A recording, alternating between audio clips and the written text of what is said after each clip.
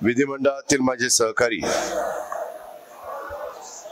प्रकाशदादा सोळंकी, माजी आमदार अमरसिंह पंडितजी, सूरज चव्हाण, कल्याणराव आखाडे, त्याचबरोबर विक्रम काळे, विजयसिंह पंडित, बाळासाहेब वाजवे, संजय दौंड, जिल्हाध्यक्ष राजेश्वर आबा चव्हाण, महेश शिंदे, संध्या सोनवणे, अजय मुंडे, अविनाश नायकवडे, योगेश क्षीरसागर, शेख तय्यब, अमर नायकवडे, अशोक हिंगे, बाप्पासाहेब घुगे, ॲडव्होकेट गोविंद फड, अनेक वेगवेगळ्या सेलचे उपस्थित असणारे पदाधिकारी, मी आता सगळ्यांची नावं घेऊन वेळ घेत नाही, कारण मला आज थोडेसे कार्यक्रम जास्त घेतले गेलेले असल्यामुळं मी सुरुवातीलाच आज ज्यांनी संयोजन केलंय ते बळीराम गवते यांचं भाषण झाल्यावर मी लगेच भाषण करायला उठलो. प्रज्ञाताई खोसरे, अनेक कार्यकर्ते, माझ्या बीड जिल्ह्यातले, बीड शहरातले, बाकीच्या आजूबाजूच्या विधानसभा मतदारसंघातले इथं उपस्थित आहेत सर्व सन्मान्य पदाधिकारी, युवकचे सर्व माझे पदाधिकारी, सर्व सेलचे सन्मान्य माझे सहकारी, पत्रकार मित्र, बंधू भगिनींनो आणि माझ्या तरुण मित्रांनो, खरं तर राष्ट्रवादी युवक काँग्रेस मेळाव्याच्या निमित्तानं मी आज बीड जिल्ह्यात संपूर्ण मराठवाड्यातून जे काही आजूबाजूच्या भागातून आलेले कार्यकर्ते असतील, सन्माननीय पदाधिकारी असतील, काही राज्याच्या वेगवेगळ्या भागातून आलेत, काही पुण्यातून आलेले आहेत, पक्षाचे विविध सेलचे पदाधिकारी, युवा पदाधिकारी, युवा मित्रांचं राष्ट्रवादी काँग्रेस पक्षाचा एक प्रमुख या नात्याने मी आपल्या सगळ्यांचं मनापासून स्वागत करतो. आल्यानंतर ज्या प्रेमाने, ज्या उत्साहाने तुम्ही माझं आणि माझ्या सहकाऱ्यांचं स्वागत केलेलं आहे त्याबद्दल कृतज्ञता देखील व्यक्त करतो, आपल्याला धन्यवाद देखील देतो. माझी आपल्याला विनंती आहे, हा उत्साह आपल्याला उद्याच्या येणाऱ्या स्थानिक स्वराज्य संस्थांच्या निवडणुकीच्या निमित्तानं वाढवत जायचंय. आपल्याला सभासद नोंदणीचा कार्यक्रम चांगल्या पद्धतीने घ्यायचा आहे. 1 मेला आपला महाराष्ट्र दिन आहे, 1 मेला कामगार दिन पण आहे. संयुक्त महाराष्ट्राचा मंगल कलश स्वर्गीय यशवंतराव चव्हाण साहेबांनी 1 मे 1960 ला आपल्या महाराष्ट्राची निर्मिती केली आणि त्या निर्मितीनंतर महाराष्ट्रामध्ये खऱ्या अर्थाने विकासाची घोडदौड सुरू झाली. पण त्याच्यामध्ये अनेक वर्ष मराठवाड्याला मुख्यमंत्री पद वेगवेगळ्या मान्यवरांच्या रूपाने मिळालं, विदर्भालाही मिळालं, त्यामध्ये पश्चिम महाराष्ट्राला मिळालं, कोकणाला मिळालं, पण तितक्या वेगामध्ये मराठवाड्याचा सर्व 8च्या 8 जिल्ह्यामधला विकास झालेला आजही आपल्याला पाहायला मिळत नाही. आज 65 वर्ष पूर्ण होत आहेत 1 मेला. त्या दिवशी आपण एक कार्यक्रम घेतलेला आहे, त्याच्याबद्दल आम्ही कालच दर मंगळवारी माझ्या इथं आमदारांची आणि मंत्र्यांची बैठक असते आणि पदाधिकारी पण संघटनेचे असतात, आम्ही त्याच्यामध्ये चर्चा करतो. त्यामध्ये तशा पद्धतीनं पुढची लाईन ऑफ ऍक्शन ठरली गेलेली आहे. माझी तरुण कार्यकर्त्यांना विनंती आहे की थोडं अंग झटकून आणि काम करत असताना स्वतःची प्रतिमा ही स्वच्छ ठेवण्याचा प्रयत्न करा. ती मलिन होता कामा नये, त्याला गालबोट लागता कामा नये. चुकीच्या प्रवृत्तीनी आपल्याला खतपाणी घालायचा प्रयत्न केला तर त्यांच्यापासून आपण दूर राहिलं पाहिजे. या मेळाव्याच्या निमित्तानं मी राष्ट्रवादी युवक काँग्रेसचे प्रदेशाध्यक्ष सूरज चव्हाण आणि आमचे बळीराम गवते आणि त्यांच्या सर्व सहकाऱ्यांचं या निमित्तानं मी मनापासून अभिनंदन करतो. परंतु हे अभिनंदन करत असताना आपल्या सर्वांचं आराध्य दैवत युगपुरुष छत्रपती शिवाजी महाराज असतील, स्वराज्य जननी जिजाऊ माँसाहेब असतील, राजर्षी छत्रपती राजर्षी शाहू महाराज असतील किंवा छत्रपती संभाजी महाराज असतील, क्रांतीसूर्य महात्मा ज्योतिराव फुले असतील, क्रांतीज्योती सावित्रीबाई फुले असतील, महामानव घटनेचे शिल्पकार डॉक्टर बाबासाहेब आंबेडकर असतील, पुण्यश्लोक अहिल्यादेवी होळकर राजमाता असतील, या मौलाना आझाद असतील, अण्णाभाऊ साठे असतील, या सगळ्या महान विभूतींना मी वंदन करतो. आपल्याला सगळ्यांना माहिती आहे की नुकताच माझ्या माहितीप्रमाणे 30 तारखेला गुढीपाडवा सण झालाय. मराठी नूतन वर्षाची सुरुवात आपण केलेली आहे आणि त्याच्याच सोबत दुसऱ्याच दिवशी 31 तारखेला आपल्या मुस्लिम बांधवांचा पवित्र रमजान ईद सुद्धा आपल्या सर्वांच्या उत्साहामध्ये आपण गुढीपाडवा पण साजरा केला, रमजान पण साजरा केला. मी पुन्हा एकदा आपल्या सर्वांना गुढीपाडव्याच्या, मराठी नवीन वर्षाच्या आणि रमजान ईदच्या पण मनापासून शुभेच्छा देतो. खर तर बीडच्या या पवित्र भूमीमध्ये आज आमच्या बळीरामनी हा मेळावा घेतलाय आणि ही जिल्ह्याची भूमी ही तसं बघितलं तर देवदेवतांची भूमी आहे. तिथं महापुरुषांची भूमी आहे. भगवान कनकालेश्वरांची, श्री खंडेश्वरीची, मन्मथ स्वामींची, विमलनाथांची भूमी आहे आणि अंबेजोगाईच्या योगेश्वरी देवीची भूमी आहे. कुलस्वामिनी सटवाई देवीची भूमिका आहे. 12 ज्योतिर्लिंगापैकी असलेल्या परळी प्रभू वैजनाथाची भूमी आहे. दासोपंत महाराजांची भूमी आहे आणि या समस्त देवदेवतांच्या चरणी मी वंदन करतो. बीड जिल्ह्याचा, महाराष्ट्राचा विकासासाठी काम करत राहण्याच्यासाठी राष्ट्रवादी काँग्रेस पक्षाला बळ दे असं साकडं आपल्या सर्वांच्या साक्षीने मी देवदेवतांच्या चरणी त्या ठिकाणी घालतो. तसं बघितलं तर आपल्या जिल्ह्याचा ऐतिहासिक, पौराणिक, आध्यात्मिक संदर्भ आहे. ह्याला एक वेगळं आगळं अशा प्रकारचं युवकांनो महत्व आहे. रामायणात सीताबाईचं अपहरण होत असताना रावण आणि जटायू यांच्यातील लढाई इतिहासात अशी नोंद आहे की बीडच्या याच भूमीमध्ये झाल्याचं सांगितलं जातं. रावणासारख्या कोणत्याही अपप्रवृत्तींना रोखण्याची ताकद या बीड जिल्ह्याच्या मातीमध्ये आणि बीडच्या माणसामध्ये, हे सुद्धा आपण सगळ्यांनी लक्षामध्ये घेतलं पाहिजे. पण महत्वाचं आहे, मागच्या काही दिवसात काही चुकीच्या आणि बीडकरांची बदनामी करणाऱ्या गोष्टी ह्या आपल्याला थांबवायच्या. त्यासाठी आपल्याला राष्ट्रवादी काँग्रेस पक्षाच्या पदाधिकाऱ्यांनी, कार्यकर्त्यांनी एकत्र येऊन काम करायचं. ते नुसतं अजित पवारांनी भाषणामध्ये सांगून होणार नाही. त्यामध्ये बळीराम, तू आणि तुझी सगळी टीम, सगळे युवकचे माझे पदाधिकारी, सगळे तालुका अध्यक्ष, सगळे माझे सहकारी यांनी समाजामध्ये, जाती जातीमध्ये झालेला दुरावा हा आपल्याला संपवावा लागणार आहे. बीडला पुन्हा एकदा विकासाच्या वाटेवर पुढे घेऊन जाण्याचं काम हे आपल्याला सगळ्यांना करावं लागणार आहे. आजचा राष्ट्रवादी युवक काँग्रेसचा मेळावा हा ज्या सभागृहामध्ये होता त्याचा उल्लेख मगाशी बळीरामनी केला की त्याला सर्वांचं मार्गदर्शक, मी आल्या मी बळीरामला विचारलं की आता काय करायचं. तो म्हणला, दादा पहिल्या पायऱ्या चढून गेल्यानंतर स्वर्गीय यशवंतराव चव्हाण साहेबांच्या अर्धपुतळ्याला पुष्पहार अर्पण करायचा आणि स्टेजवर गेल्यानंतर युगपुरुष छत्रपती शिवाजी महाराजांना त्या ठिकाणी नतमस्तक व्हायचं. हा निव्वळ योगायोग नाहीये, तर सर्वांचे मार्गदर्शक स्वर्गीय यशवंतराव चव्हाण साहेब आणि त्यांचे विचार या मेळाव्याच्या निमित्तानं आपल्याला पुढे घेऊन जायचंय. आपल्याला त्यांचं बेरजेचं राजकारण हे त्या ठिकाणी करायचंय.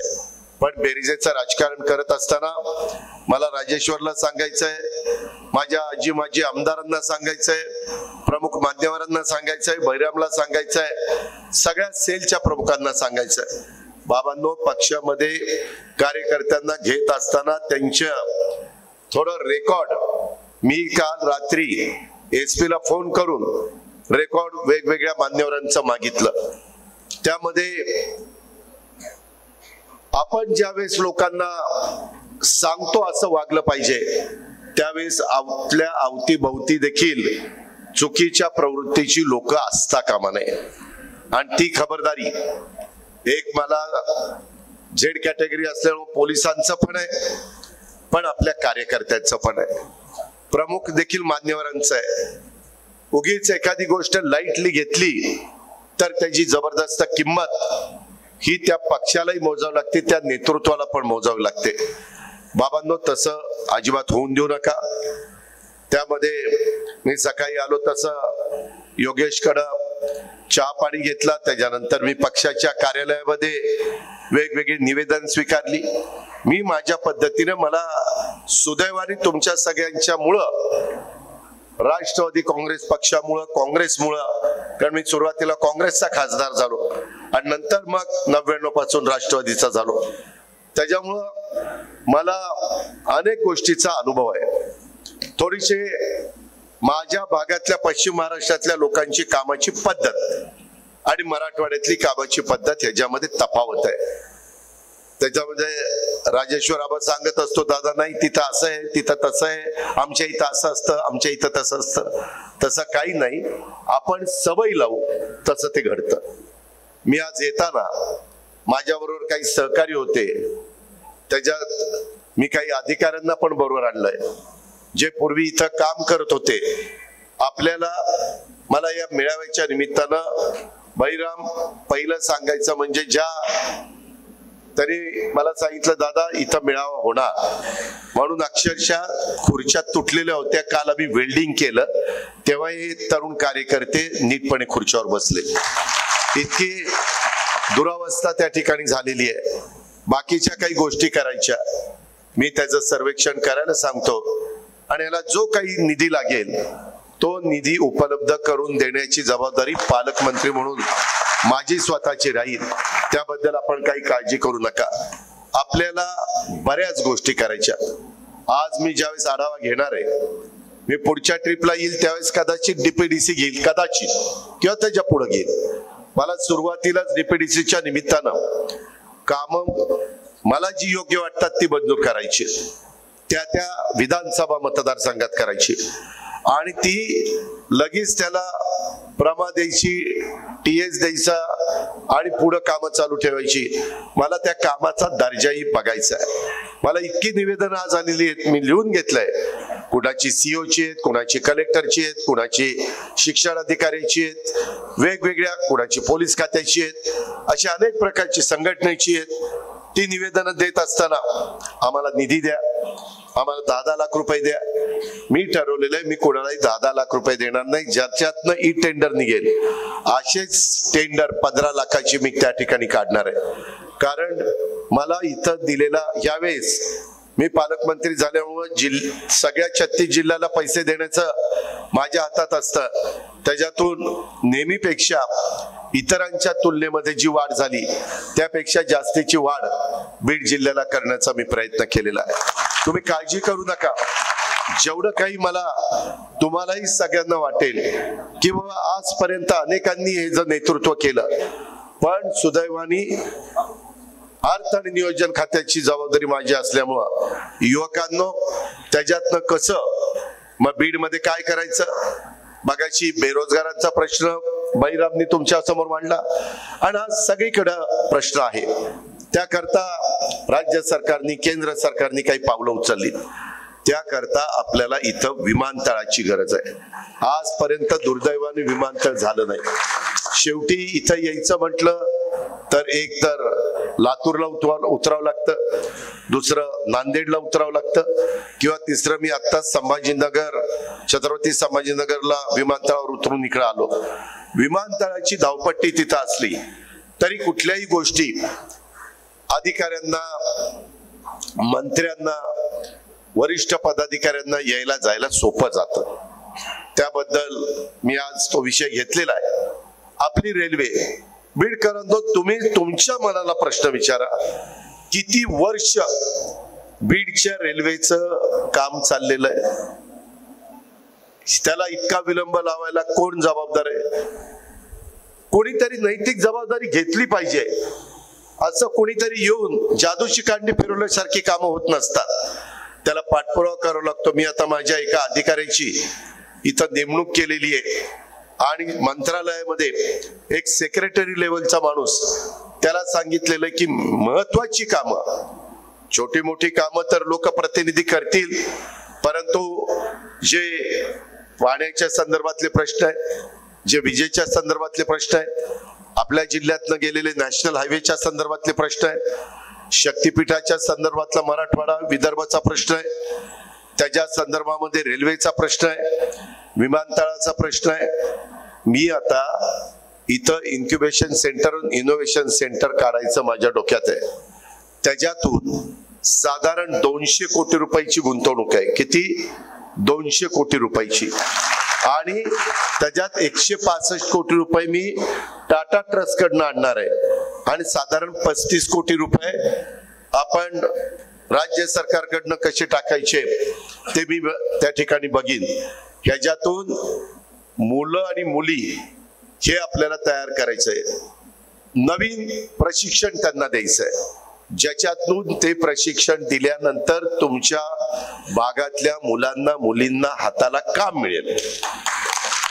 आपल्याला आता आर्ट्स, सायन्स, कॉमर्स असे हजारो लाखो लोक झाली. आता त्या डिग्रीला फार काही महत्व राहिलेलं नाही आहे, पण फार नाही. जे कारखाने येतात, जे वेगवेगळे आता AI त्याच्या संदर्भामध्ये आर्टिफिशियल इंटेलिजन्स म्हणजे कृत्रिम बुद्धिमत्ता, ते आता आपण मनावर घेतलेले.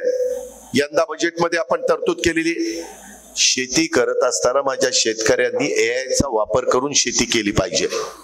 मग तुम्ही ऊस लावत असाल, कापूस, सोयाबीन करत असाल, तुम्ही कांदा करत असाल, तुम्ही फळबागा वेगवेगळ्या पद्धतीनं त्या ठिकाणी त्याचं उत्पन्न काढत असाल, हे केल्याशिवाय बाबांनो गत्यंतर नाही. आपल्या काही भागामध्ये AIचा वापर केल्यावर जगात सिद्ध झालं. माझ्या बारामतीमध्ये त्याच्याबद्दलचं प्रात्यक्षिक झालं. त्याच्यातनं जो 65-60 टन एकरी ऊस काढायचा तो 90-100 काढायला लागलेला आहे. त्याच्यामध्ये खर्च आहे, त्याच्यातनं कसा मार्ग काढायचा आणि शेतकऱ्याला पण परवडेल अशा पद्धतीनं आमचं नियोजन आहे. माझ्या सतत बैठका त्याच्याबद्दलच्या चाललेल्या आहेत. माणिकराव कोकाटे कृषी मंत्री आहेत, त्यांची सगळी टीम घेऊन मी सतत त्या ठिकाणी बसतोय. त्याच्यातनं पाण्याची बचत होती, त्याच्यातून खताची बचत होती, त्याच्यातून ते यंत्र शेतकऱ्याला ज्यावेळेस त्याच्या जमिनीला पाण्याची गरज आहे त्यावेळेस त्याला लक्षात आणून देतं. मोबाईलवर मेसेज येतो की आता ह्या पिकाला इतके पाण्याची गरज आहे, इतक्या ह्या खताची गरज आहे, आणि मग ते पाण्यातनं खत द्यायचं. त्या पाण्यातनं दिल्यामुळं आपण जसं पहिली नळी, दुसरी नळी, कच्ची बांधणी, पक्की बांधणी करतो, ते ऊसाच्या पानातच निम्मा खत पडतं. मुळाला किती पडतं? बर, पाणी मिळाल्यावर एवढं पाणी आपण भरतो की काही चांगल्या काळवटीच्या त्याच्यात चोपण मध्ये रूपांतर होतं, त्याला मीठ फुटतंय. ह्या सगळ्या गोष्टी त्याच्यातनं थांबतात. वापसा सतत त्या रानाला जेव्हा पाहिजे तेव्हा पाणी मिळतं आणि हे टेक्निक सिद्ध झालेलं आहे. त्याबद्दल मी यंदा 500 कोटी रुपये बजेटमध्ये तरतूद केलेली आहे. बाबांनो, हे केल्याशिवाय किती दिवस आपण या भागातली अनेक माझी मुलं मुली किंवा जुन्या पिढ्या जाऊन ऊस तोडणारे, बाकीच्यांनी यायचं आम्ही तुमचा ऊस तोडायला जातो, आम्ही हे करतो ते करतो. अरे दुसरं काहीतरी काम दिलं पाहिजे ना. आता टप्प्याटप्प्याने जसं तुमच्या बैल गेलीत, आता जुगाड, तुम्ही काय म्हणता, काही मुगळा म्हणतात, काही जुगाड म्हणतात, गाडी असते आणि त्याला ट्रॅक्टर जोडला जातो. आता माझे ह्याही भागातले लोक मोठ्या प्रमाणावर तशा वापर करायला लागलेले, त्यामुळे त्यांनाही बैलापेक्षा परवडतं. कारण बैलाला नाही आज खाडा आला तरी चारा घालायला लागतोय, खत त्या खाद्य द्यावं लागते, पाणी द्यावं लागते, देखरेख करावी लागते. तसं ट्रॅक्टरच्या बाबतीत घडत नाही.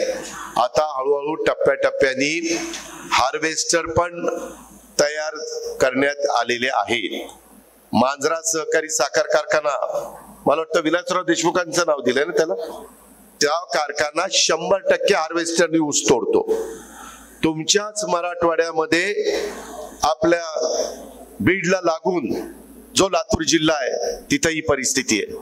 काही वर्षांनी टप्प्याटप्प्यानी मशिनरी येणार, त्यावेळेस त्या मुलांना मुलींना वेगळं प्रशिक्षण देऊन आपल्याला त्यांना स्वतःच्या पायावर उभं करावं लागणार. म्हणून मी मगाशी इन्क्युबेशन सेंटर, इनोव्हेशन सेंटरचा उल्लेख केला. एवढंच नाही तरुणांनो, युवकांनो, आपण आता सायन्स पार्क आपल्या इथं नाहीये, ते पण आपण त्या ठिकाणी करतोय. त्याच्यामध्ये तारांगण हे मराठी शब्द तोही आपण त्या ठिकाणी करतोय. तरुण मुलांना बाकीच्या भागात, आता मी रत्नागिरीला गेलो तिथं तारांगण आहे, पिंपरी चिंचवडला सायन्स पार्क आहे, इतर वेगवेगळ्या भागामध्ये आहे. मग आपल्या बीड मध्ये का नसावं?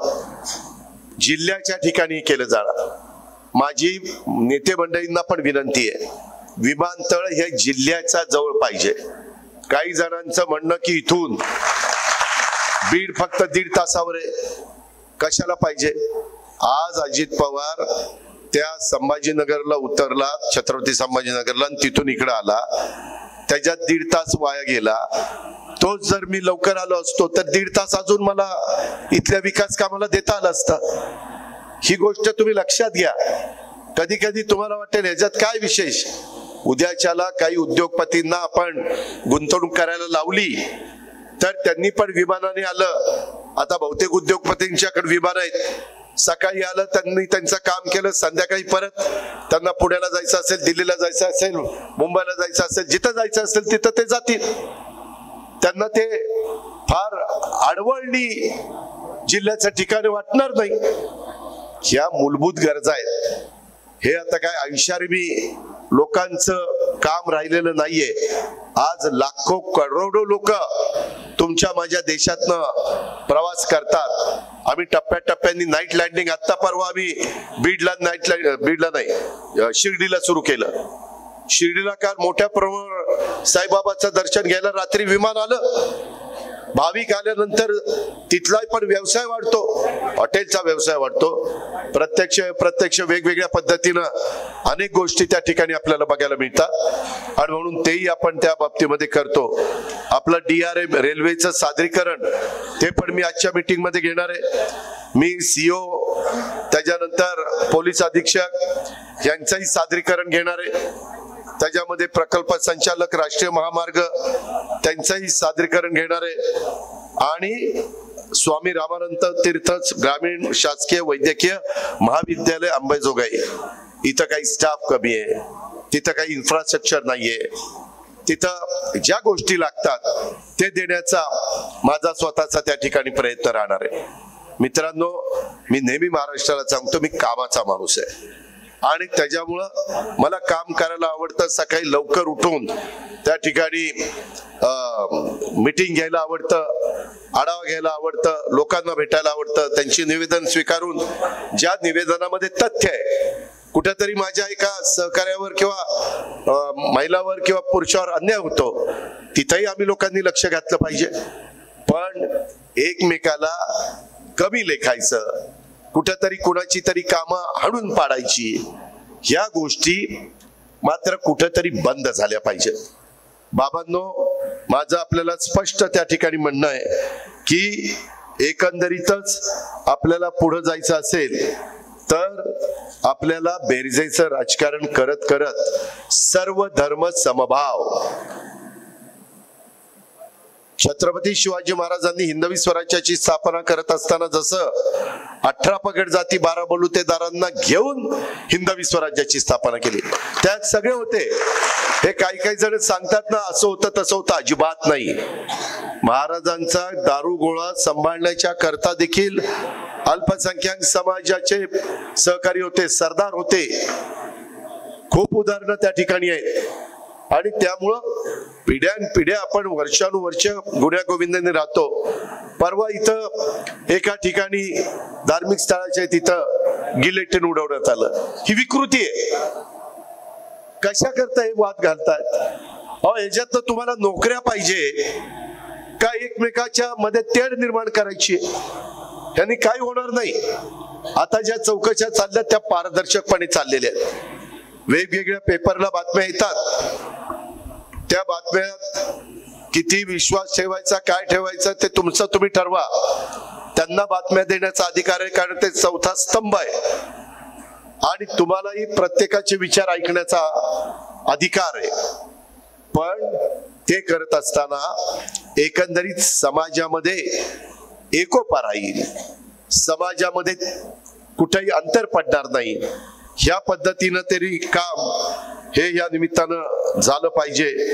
एकंदरीतच हे काम करत असताना माझी तुम्हाला विनंती आहे की राष्ट्रवादी युवक काँग्रेसच्या माझ्या कार्यकर्त्यांनी, सूरज असेल, बळीराम असेल किंवा बाकीचे सगळे माझे सहकारी असतील, युवकांचे प्रश्न, बेरोजगारी, शिक्षण, व्यवसाय, शेतकऱ्यांच्या समस्या यावर काम करण्याच्या करता स्थानिक पातळीवर युवकांचं संघटन हे नीट असलं पाहिजे. मला आता काही कार्यकर्ते भेटले की दादा आम्हाला पण बीडच्या परिसरामध्ये काही चांगल्या गोष्टी कराव्याशा वाटतात आणि त्यांनी केल्यात. त्यांनी मला आता निवेदन दिलं. अशांना मी प्रोत्साहन देईन. हे काम केलं पाहिजे. अधिकाऱ्यांनी अधिकाऱ्यांचं काम केलं पाहिजे, नेत्यांनी त्यांचं काम केलं पाहिजे, परंतु एक जबाबदार नागरिक या नात्याने आपण पण आपले आपले काम मार्गी लावली पाहिजे. गाव पातळीवर, जिल्हा पातळीवर, तालुका पातळीवर युवा नेतृत्व आपण घडवलं पाहिजे. लोकांच्या पर्यंत पक्षाचा विचार आपण पोहोचवला पाहिजे. लोकांच्या समस्या फक्त ऐकून चालणार नाही, तर त्यावर कार्यक्षम उपाय करण्याचा प्रयत्न करा.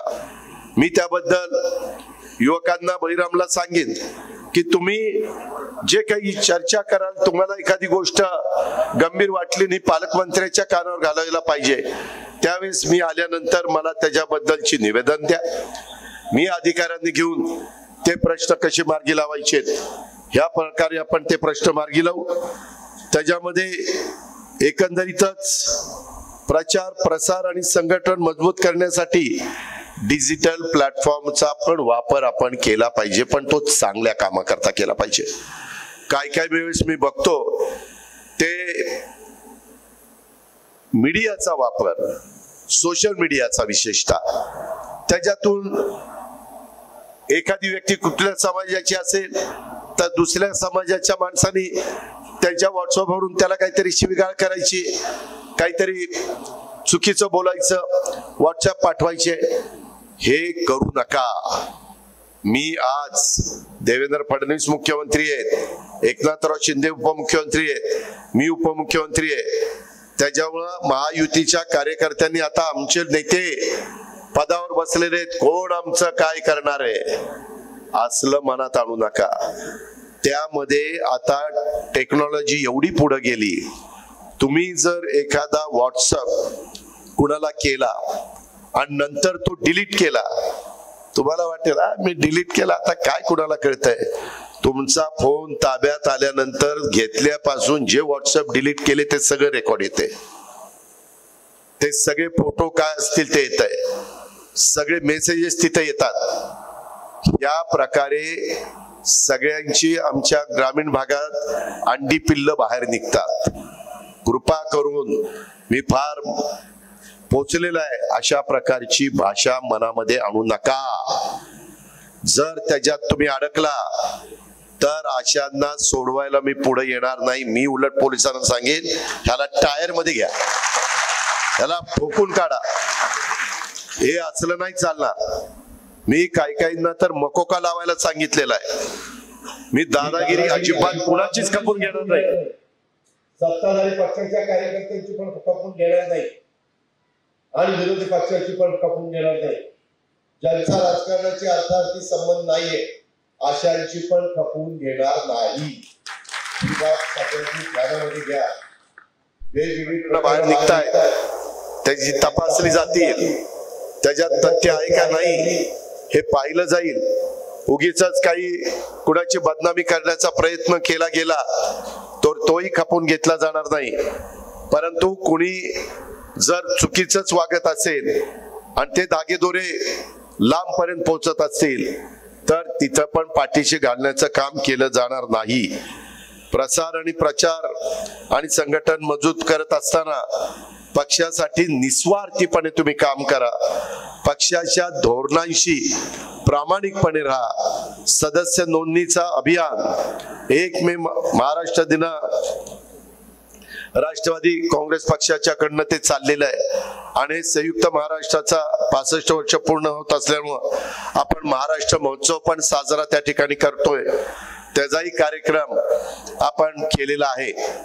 त्याच्या पद्धतीनं मी बऱ्याचदा कार्यकर्ते येतात माझ्याकडे निवेदन देतात, इतकं जोशात बोलतात आमचं हे आमचं ते. इथनं पुढं त्यांनी किती सभासद नोंदणी केली पण तेही विभागणार आहे. तुम्ही जर संघटनेचे पदाधिकारी म्हणून अधिकारवाणीनं तुमचा पालकमंत्री म्हणून माझ्याकडे काम करून कामाला येणार असाल तर जो माझा कार्यकर्ता आहे, इतरांना तर कॉमन मॅनला विचारायचं कारण नाही कारण मी सगळ्यांचा पालकमंत्री, पण माझा कार्यकर्ता आमची महिला आमची युवती आमच्यावर अधिकार दाखवत असेल तिनं दाखवलं पाहिजे, पण तिचंही काम तेवढंच तर्फेचं असलं पाहिजे. उद्याच्याला मलाही कळलं पाहिजे की नाही त्यांनी 1000 सभासद केले 500 सभासद केले. ह्या पद्धतीनं संघटना त्या ठिकाणी वाढत असते. कारण पुढं जिल्हा परिषद तालुका पंचायत नगरपंचायत ह्या ज्या निवडणुका आहेत माझ्या माहितीप्रमाणे आपल्या बीड जिल्ह्यात एकही महानगरपालिका नाही का, एकही नाही. पुढं कधी बीडचं पॉप्युलेशन वाढलं तर बीड महानगरपालिका होईल, परंतु ज्या महानगरपालिका होतात टाळ्या नका वाजू, ज्या महानगरपालिका झाल्या त्या पगाराला महाग आहेत. त्याच्यामध्ये परभणीची अवस्था काय, चंद्रपूरची काय, जालन्याची काय, त्याच्यामध्ये परवा माझ्याकडं लातूरचे पण लोक आलेले होते, पण काही ठिकाणी थोडीशी अडचणी आहे कारण नॉर्म्स बदलतात आणि सगळ्या काही गोष्टी मग तशा पद्धतीनं राबवाव्या लागतात. त्याच्यामध्ये ज्यावेळेस होईल त्यावेळेस होईल, पण तोपर्यंत जिल्ह्याचं ठिकाण म्हणून इथं ज्या ज्या गोष्टी करता येतील त्या करण्याचं काम आपण निश्चितपणे त्या बाबतीमध्ये करू. काही बाबतीमध्ये मी कालच प्रेझेंटेशन घेतलं, माझे काही ऑफिशियल लोक पण इथं आहेत. CSR मधनं पण मी सांगितलंय काही आपण उद्यानं डेव्हलप करू. आपल्याला ग्लोबल वॉर्मिंगचं संकट आहे बघा. आता 2 एप्रिलला कधी कुठं पाऊस पडलेला ऐकला होता का? आज काय अवस्था आहे, काही ठिकाणी वादळ आहे, काही ठिकाणी पाऊस पडतोय, अशी अवस्था आहे. आणि त्याच्यामुळं आपल्याला काळजी घेतली पाहिजे. मी माझ्या परीनं यंदा काही लोकांनी माझ्यावर टीका टिप्पणी केली. आपण लाडकी बहिणा योजना चालू ठेवलेली आहे, त्यामध्ये सध्या आपण 1,500 रुपये देतो, परंतु ज्यावेळेस आपली परिस्थिती काळानुरूप सुधारेल त्यावेळेस पुढच्याही गोष्टी आपण त्या ठिकाणी करू.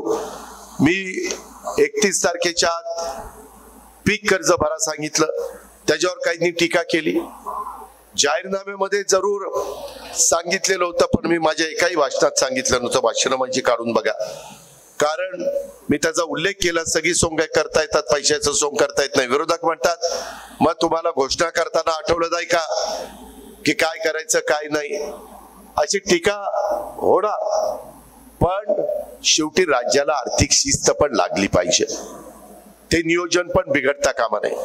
आपली जिल्हा बँक, मी कालच काही जिल्हा बँकांचे, कोल्हापूर जिल्हा बँक, सातारा जिल्हा बँक, पुणे जिल्हा बँकेची माहिती घेतली. एवढ्या मजबूत बँका आहेत. माझी बारामती सहकारी बँक 0% माझा NPA, ग्रॉस NPA नाही, रेग्युलर NPA. सर संस्था नीट चालवायच्या म्हटलं तर चालवता येतात. आपली स्वतःची भूमिका स्वच्छ असली पाहिजे.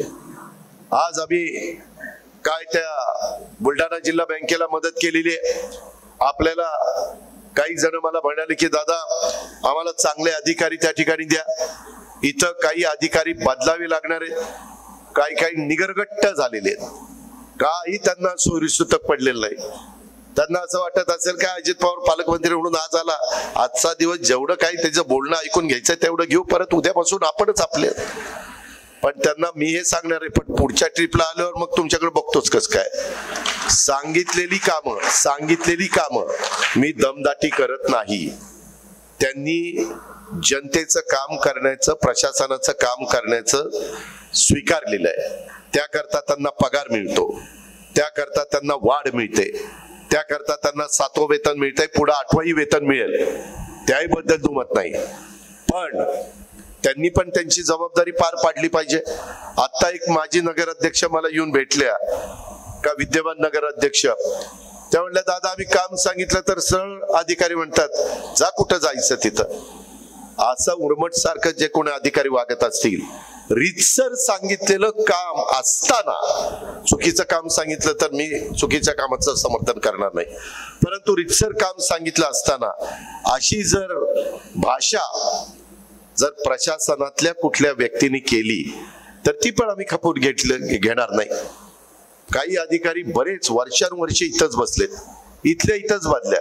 बीडवरून माजलगाव, माजलगावरून आष्टी, आष्टीवरून पाटोदा, पाटोद्यावरून गेवराई आणि गेवराईवरून पुन्हा अंबेजोगाई. ती काय इथनं हालायलाच तयार नाही. तसल्यांना काहींना बदलावं लागेल, त्यांनी त्यांचं काम दाखवावं. काही आज मला असंही निवेदन भेटले, म्हणजे कार्यकर्ते भेटले की दादा कालच्या अर्थसंकल्पामध्ये XYZ अधिकाऱ्यावर अन्याय झाला, त्याला सस्पेंड करायला नको होतं परंतु मंत्र्यांनी जाहीर केलं त्यांना सस्पेंड केलं. असंही जर झालेलं असेल तर आपण कोणावर अन्याय करायला बसलो नाही. आम्ही युवकांनो ताम्रपट घेऊन जन्माला आलेलो नाहीये. जनतेचा पाठिंबा आहे तोपर्यंत आम्ही सरकारमध्ये. जनतेचा पाठिंबा नसेल त्यावेळेस लोकांनी सांगितलं त्यावेळेस बाजूला जावं लागेल. पण पाठिंबा आहे तोपर्यंत तरी योग्य पद्धतीनं तर काम झालं पाहिजे. रिझल्ट ओरिएंटल काम ज्याला म्हणतात ते तर झालं पाहिजे. आणि म्हणून तशा पद्धतीनं पुढे जाण्याचं काम आपण सगळेजण मिळून ह्या निमित्तानं करू. इतर अनेक बाकीच्या पण बऱ्याच गोष्टी आहेत, मी ते प्रेसला नीटपणे त्या ठिकाणी सांगेन. पण युवकांनो, दिवस उद्याचे तुमचे आहेत, कारण नव्या चेहऱ्यांना, तरुण रक्ताला वाव मिळाला पाहिजे, हे माझ्यासारख्या कार्यकर्त्याची मनापासूनची भावना आहे. मी देखील अतिशय तरुण वयामध्ये मला पक्षामुळं खासदारकी, आमदारकी, राज्यमंत्रीपद, मंत्रीपद, उपमुख्यमंत्रीपद, मी तर म्हणजे अतिशयोक्ती करत नाही, पण मला तुम्ही सगळ्या जनतेनी, महाराष्ट्रानी आणि आमदारांनी 6 वेळेला उपमुख्यमंत्री केलं. मला नाही वाटत परत कधी कोण मायेचा लाल ह्या राज्याचा 6 वेळेला उपमुख्यमंत्री. खोटं नाही सांगत, ही वस्तुस्थिती आहे. पण नुसतं 6 वेळेला उपमुख्यमंत्री असून उपयोग काय, त्याचं रिझल्ट पण मला देता आले पाहिजे. आणि त्याच्यामुळं आता बघा, मी मागं तुमच्याकडे पालकमंत्री म्हणून येऊन गेलो, मिटिंग घेतल्या, लगेच काय नाही, 1 महिना झाला अजित पवार बीड मध्ये आला नाही. अरे तिथं बसून मी बजेट करत होतो, 7,20,00,000 बजेट केलं. किती? एकाने येऊन मी तर 7,20,00,000 आकडा काढून दाखवा. 7 मराठीत नाही, अंकामध्ये, म्हणजे अक्षरी नाही, मराठीत नाही, मराठीतच, पण अक्षरी नाही, अंकामध्ये. 7,20,00,000 कशाला म्हणता? आज हे सगळं करत असताना काही गोष्टी निवडणुकीच्या आधी इतक्या मोठ्या प्रमाणावर वेगवेगळ्या जाहीर करण्यात आल्या, तिथं कुठंतरी समन्वय साधला गेला पाहिजे. त्याच्यामध्ये राज्याचं भलं झालं पाहिजे, केंद्राचा निधी आला पाहिजे, वर्ल्ड बँकेचा निधी आला पाहिजे, वेगवेगळ्या प्रकारे कमी व्याजाने जपानचा निधी जायकाचा मिळतो, अशा अनेक बाबी आहेत, तो निधी आला पाहिजे.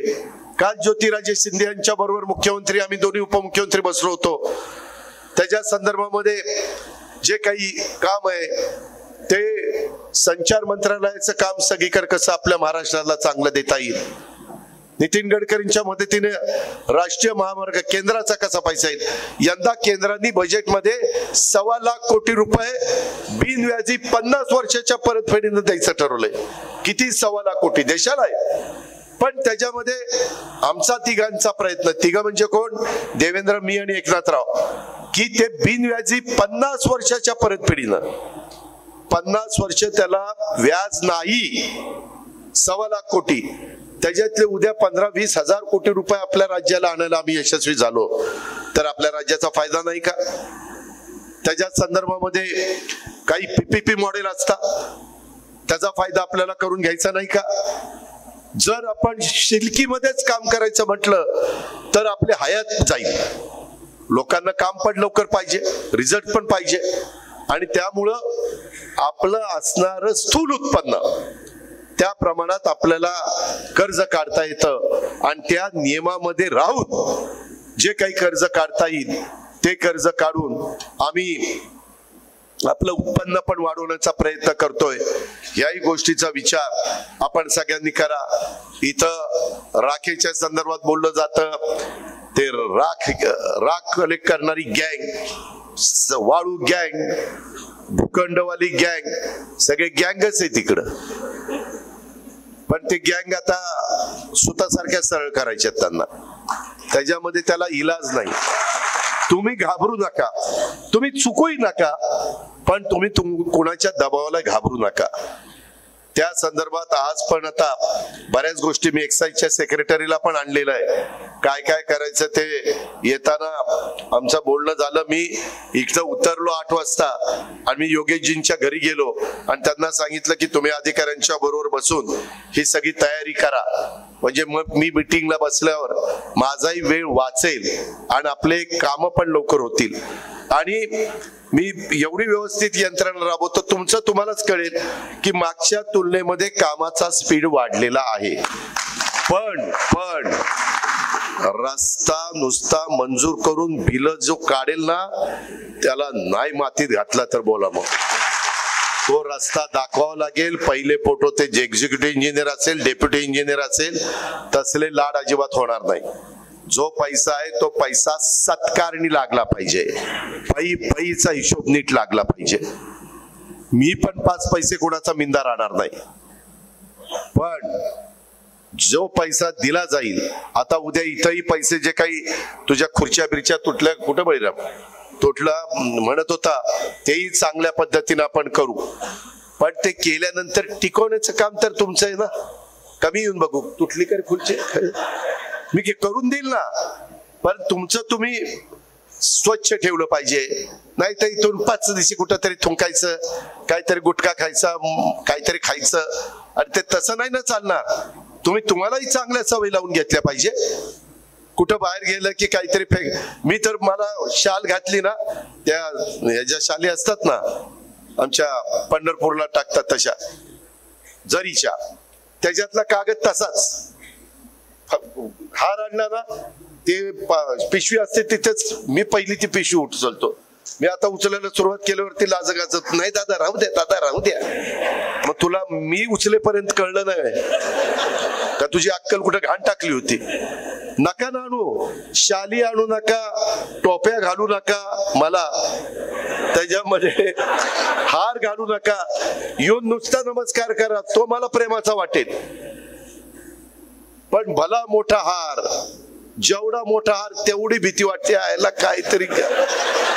काहीतरी याने कुठं तरी मारली, काय मारली ती बघा तुम्ही. आणि त्याच्यामुळं ते हाराचा बोजा आहे आता आपल्या मानगुटावर.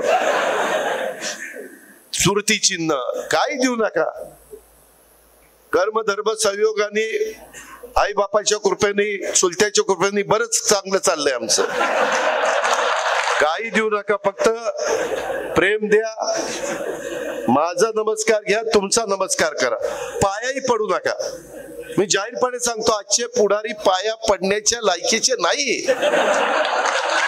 ज्याच्या पाया पडतात त्याची हिस्ट्री आठवा. अरे म्हणाल मी कुणाच्या पाया पडलो, कुणाच्या पाया पडलो. आई बापाच्या पाया पडा ना, गुरूंच्या पाया पडा. तुम्हाला जो गुरु म्हणून शिकवतो त्याच्या पाया पडा ना. पूर्वी यशवंतराव चव्हाण, वसंतराव नाईक मोठी माणसं होती, आबाळ एवढी मोठी माणसं होती, त्यांच्या पुढे नतमस्तक होऊ ना. छत्रपती शिवाजी महाराज आहेत, संभाजी महाराज आहेत, राजमाता जिजाऊ आहेत, बाबासाहेब आंबेडकर आहेत, महात्मा फुले आहेत, मौलाना आझाद अण्णाभाऊ साठे, महान युगपुरुष होऊन गेले. किती महिला, किती जणांची नावं घेऊ. पण ह्याच्यामध्ये जे फार म्हणजे वाईट वाटून घेऊ नका युवकांनो. मी तुम्हाला हे तरुणांच्या करताय बरं का, तुम्ही तुमच्या की तुम्ही त्या संदर्भामध्ये उगीच पाया पडायत, मग त्याच्यात लाचारी पत्करल्यासारखं वाटतं. का पाया पडायचं?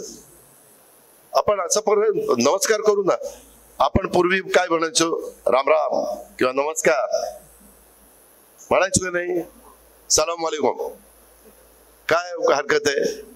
आपण सगळ्या जाती धर्माचा आदर केला पाहिजे. कुणाचाही आपण त्या ठिकाणी मनात आडी ठेवता कामा नये. ही पण माझं तुम्हाला सगळ्यांना सांग, मला खूप बोलण्यासारखं आहे, परंतु मला बळीराम, तू आणि तुझ्या प्रत्येक बाकीच्या कार्यकर्त्यांनी किती सभासद केले, पुढच्या वेळेस पासून ते पण सांगितलं पाहिजे. वेगवेगळ्या सेलनी काय केलं, त्याच्यामध्ये बाकीच्या कमिट्या करताना जे आमचं सूत्र आहे त्या पद्धतीने मी कमिट्या करीन. म्हणजे राष्ट्रवादीला किती, भाजपला किती, शिवसेनेला किती, डीपीसीचा पण निधी कुणाला किती, हे एक सूत्र आम्ही ठरवलेलं आहे, एक शिस्त लागण्याकरता. त्याच्या बाहेर मी त्या ठिकाणी जाणार नाही. पण ते करत असताना मी ती कामाची यादी पण बघणार.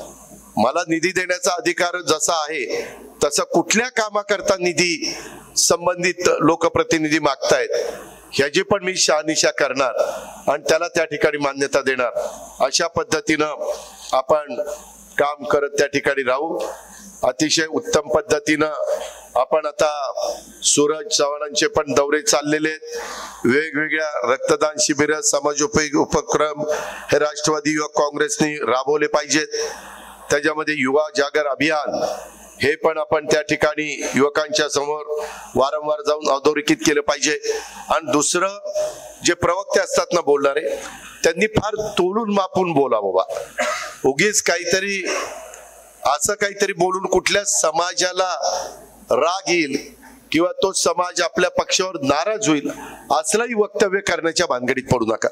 आम्हाला पण ते दांडकं घेऊन येतात. हा दादा तुमचं काय म्हणणं आहे, अरे थांब ना जरा माहिती घेऊन आहे, तुमचं काय म्हणणं आहे. जरा माझ्यासारख्याला पण, मी उपमुख्यमंत्री असलो तर माहिती घेतल्याशिवाय सहसा बोलत नाही. आणि आता मी दुधाचे पण पैसे मगाशी सांगायचं राहिलं, जवळपास 7 रुपये लिटरनी बहुतेकांचे पैसे सोडलेत. काही थोडेसे राहिलेत ते पण लवकरच त्या ठिकाणी देतोय. जिथं जिथं माझ्या शेतकऱ्याला मदत लागेल तिथं तिथं महायुतीचं सरकार तुमच्या पाठीशी आहे. पण तुम्हाला पण आम्ही वेळोवेळी जे मार्गदर्शन करू, जो सल्ला देऊ, जे आव्हान करू, त्या प्रकारे तरुणांनो ह्या कानाचं ऐकून त्या कानाचं सोडू नका. तुम्हालाही गावोगावी जाऊन ते समजून सांगावं लागणार आहे, तर आपली संघटना मजबूत होईल.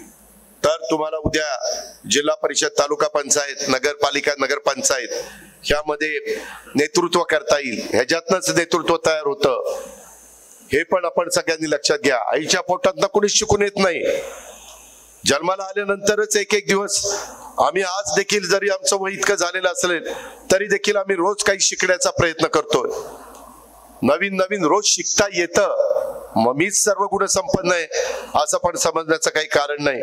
आणि पदाधिकाऱ्यांनी पण माझा कार्यक्रम ह्यांनी हाणून पाडला, कुणी कुणाचा कार्यक्रम हाणून पाडत नाही. तुम्ही कार्यक्रम घेत चला, त्याच्यामध्ये जे कार्यक्रम आम्हाला द्यायचे ते आम्ही देऊ. पण ह्यांनी कार्यक्रम हाणून पाडला, त्यांनी कार्यक्रम हाणून पाडला असं का डोक्यात आणता.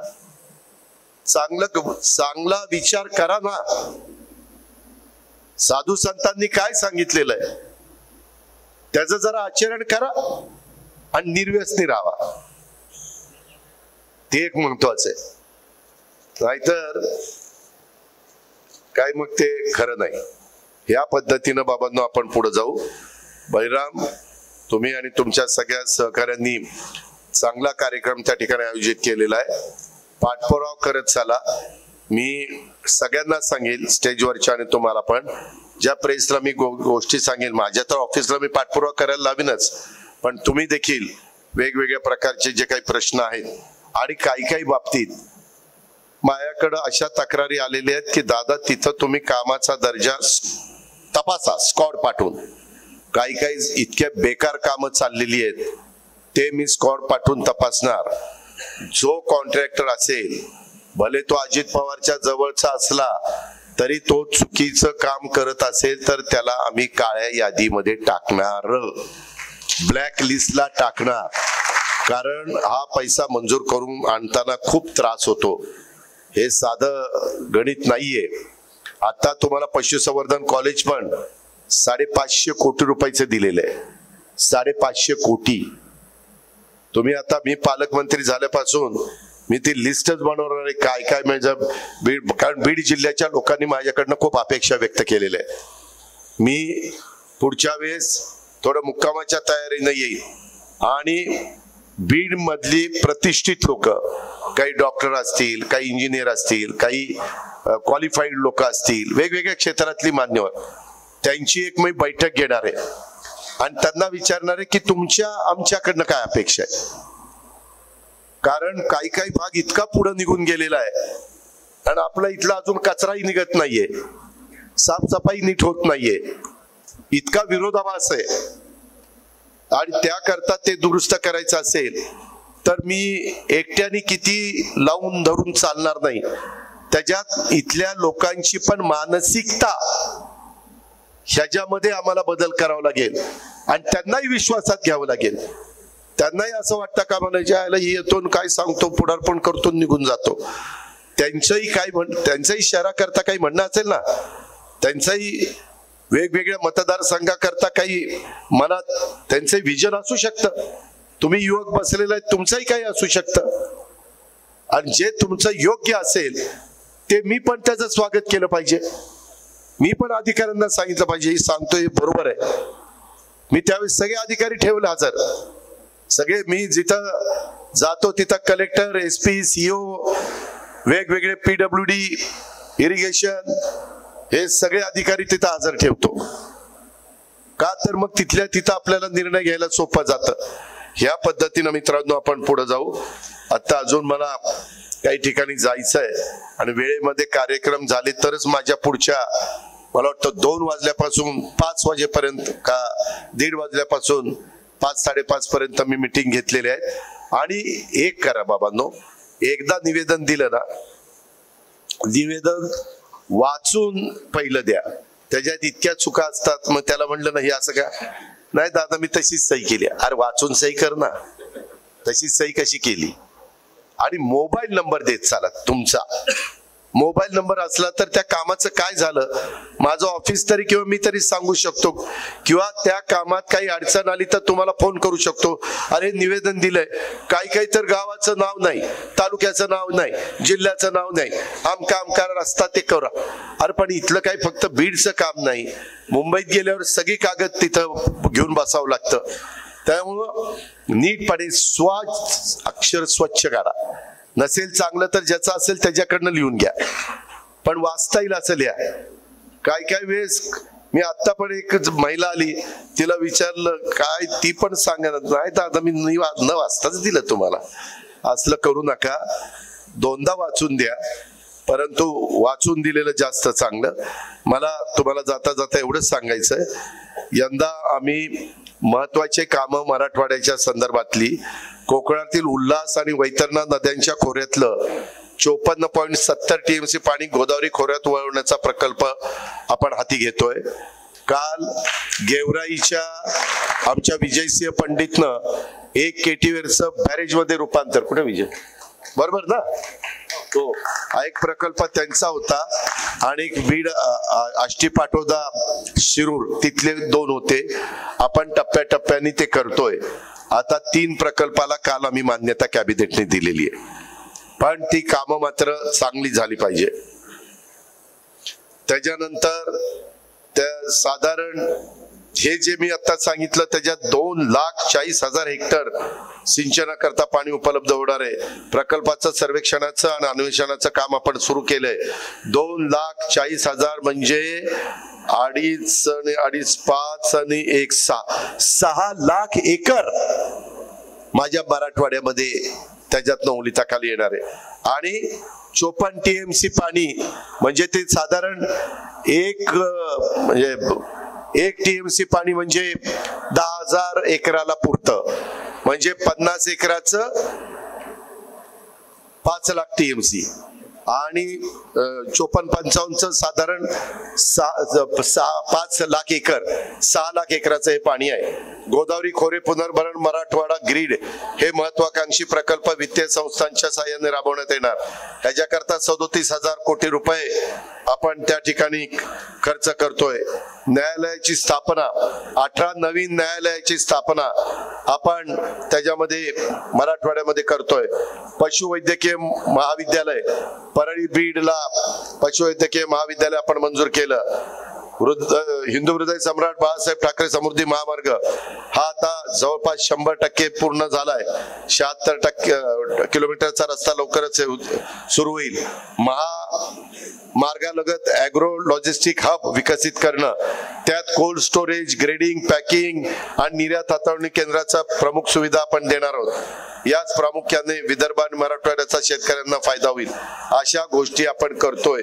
मला दुसरं एक तुम्हाला सांगायचंय, ह्यामध्ये तुम्ही काहींनी पुढाकार घ्या. मी त्याच्यामध्ये चांगल्या चांगल्या लोकांचं व्याख्यान हे पण शेतकऱ्यांच्या करता आपण त्या ठिकाणी ठेवू शकतो, ज्याच्यातून चांगले विचार ऐकले तर त्याच्यात तुम्हालाच कामामध्ये मदत होणार आहे. ह्याही गोष्टी आपण सगळ्यांनी लक्षात घ्या. अशा बऱ्याच गोष्टी आपल्याला करायच्यात. मी तुम्हाला स्वप्न दाखवत नाही, आपल्याला काम करायचंय. मी माझ्या मतदारसंघात केलेलं आहे, माझ्या जिल्ह्यात मी केलेलं आहे. मी जिथं जिथं साधारण लक्ष घालू शकलो तिथं तिथं मी केलेलं आहे. प्रकाशराव अमरसिंह, विजय सिंह यांना विचारा. मी गोदावरी नदीवर माझ्यावर ॲलिगेशन झाले, भ्रष्टाचाराचे आरोप झाले, पण मी नाथसागर पासून बाबळी बॅरेज पर्यंत सगळ्या गोदावरीवर बॅरेजेस बांधले. त्याच्यानंतर सिंदफणावर त्या ठिकाणी काही प्रमाणात बांधले, मांजऱ्याला बांधले, तापीला बांधले. अशा पद्धतीनं आपल्याला पुढे त्या ठिकाणी जायचंय. हे केल्याशिवाय गत्यंतर नाही. तुम्ही मात्र राजकारण 80% समाजकारण करा आणि 20%च राजकारण करा. तुम्हाला राजकारण 80% करायची सवय आणि समाजकारण 20%च करायची सवय. तसलं करू नका. माग झालं गेलं, गंगेला मिळालं. आता माग किती उकरून काढलं तर त्याच्यातनं काही फार साध्य होणार नाही. आता नवी पाठ, नवी सुरुवात. त्या प्रकारे युवकांना पुढे जाऊ. वडीलधाऱ्यांनी साथ द्या, आया बहिणींनी साथ द्या, लाडक्या बहिणींनी साथ द्या आणि या प्रकारे आपला जेवढा काही